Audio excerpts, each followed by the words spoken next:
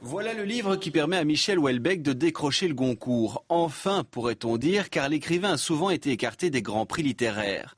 Houellebecq, c'est un personnage misanthrope, manipulateur. Il n'aime pas les journalistes. Sa seule présence à la RTBF, c'était ici, en 1998. Alors, pour en savoir plus sur lui, on s'adresse à son biographe non autorisé, Denis de Montpion. Il a mieux que personne su sortir, vous savez, d'un genre qui plaît beaucoup à Saint-Germain-des-Prés, qui est l'autofiction, pour dépasser ce stade-là et s'intéresser à la société dans laquelle on vit.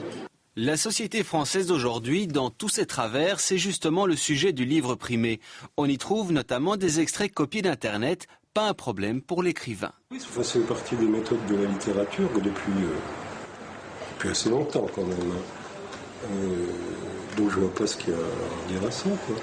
Houellebecq aime créer la polémique. Son avocat peut en témoigner. Il l'a défendu lors d'un procès pour injure à l'égard de l'islam. L'écrivain dérange, mais bénéficie d'un large soutien, intéressé ou non. Certains, aujourd'hui, pour des intérêts, on va dire, éditoriaux, commerciaux, financiers qui l'entourent, éditrices, agents ou quoi que ce soit, ne veulent surtout pas se le mettre à dos. Et puis d'autres, tout simplement, parce qu'ils ont l'illusion de pouvoir conserver cette amitié qui, en réalité, soit n'existe plus, soit est une amitié du moment dans laquelle Michel Houellebecq trouve un intérêt et qui n'empêchera pas de les virer dans 2 mois.